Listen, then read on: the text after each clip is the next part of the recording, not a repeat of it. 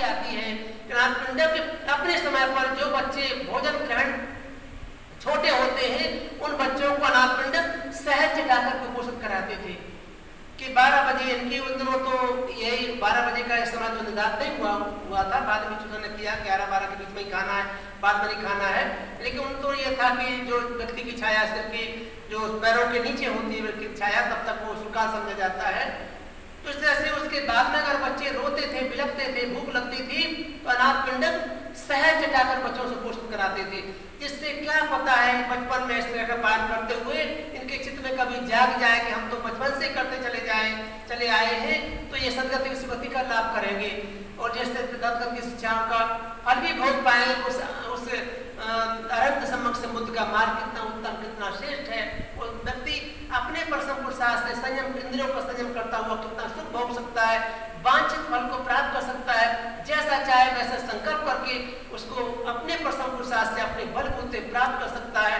ऐसे उनमें श्रद्धा पैदा हो जाती है। इसलिए आप सबको भी कहते हैं कि उपासक उपासिकाएं 8 शीलों का पालन करने का प्रयत्न करें। ज्यादा कठिन नहीं होता है, प्रयास करते हैं तो पालन हो ही जाता है।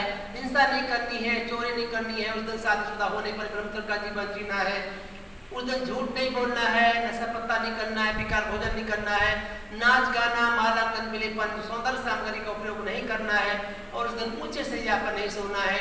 यही 8 शील है। इन्हीं 8 शीलों को पालन करके आप मन वांछित मन चाह फल प्राप्त कर सकते हैं। इस तरह से जहाँ चाहे वहाँ आप उत्पन्न हो सकते हैं दिव्यादि लोगों में। तो ये पुण्य ऐसा दिलाने वाला होता है।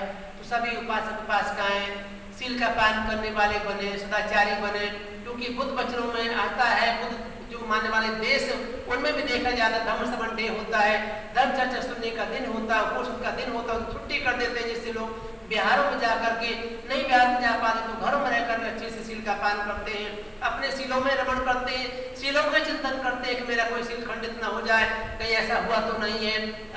अपने में समाज रहते हुए ध्यान साधना का अभ्यास करते हैं तो निश्चित रूप से उनका जीवन सुख संपत्ति से या सुख शांति से भर जाता है। आप सबका जीवन में सुख शांति से भरा पूरा हो। आप लोग भी पोषकों का महत्व जानते हुए अपने जीवन को श्रेष्ठ बनाने का काम करें, यही आपसे उम्मीद है, आशा है, क्योंकि आप ही कर्णधार है बुद्ध की शिक्षाओं के। आप आपके वंशज जो बच्चे आने वाले हैं वही बुद्ध की शिक्षाओं को आगे ले जाकर के सुख संपत्ति प्राप्त करेंगे। बुद्ध की शिक्षाएं खुद को सुखी बनाती है, आसपास के लोगों को सुखी बनाती है, सारे प्राणी सुखी हो जाते हैं। तो जो सुख शांति चाहते हैं, तरक्की चाहते हैं अपने परिवार में, अपने समाज में, अपने देश में, तो निश्चित रूप से बुद्ध की शिक्षाओं का पालन करना ही पड़ेगा, उपोषण आदि का पालन करना ही पड़ेगा। जितनी जल्दी करने लग जाएंगे उतनी जल्दी देश में सुख शांति स्थापित हो जाएगी, उतनी जल्दी आप सुख शांति को बढ़ते चले जाएंगे। तो हमें पूरी उम्मीद आशा है और मंगल कामना भी है कि आप लोग इसका पालन करने वाले बने, जिससे आपको सुख मिले, शांति मिले।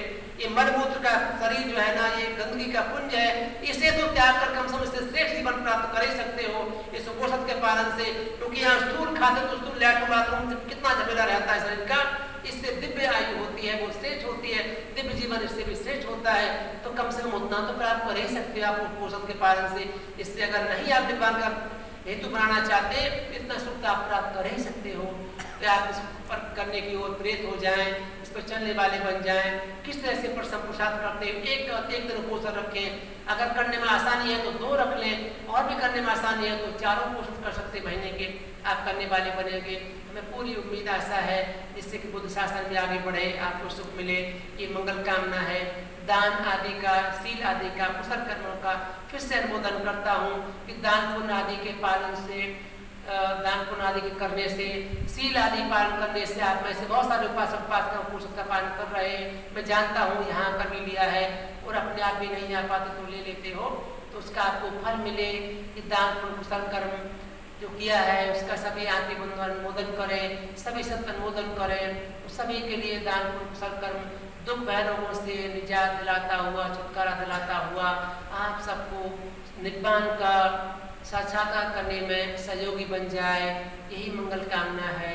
इन्हीं मंगल कामनाओं के साथ भवतु सब मंगलं रक्षन्तु सब देवता सब बुद्धान सब धम्मान सब संघान भावेन सदा सुखी भवन्तु ते। सुखी हूँ, सुखी हूँ, सुखी हूँ। साधु साधु धम्म देशना विठितम। चाहे तो और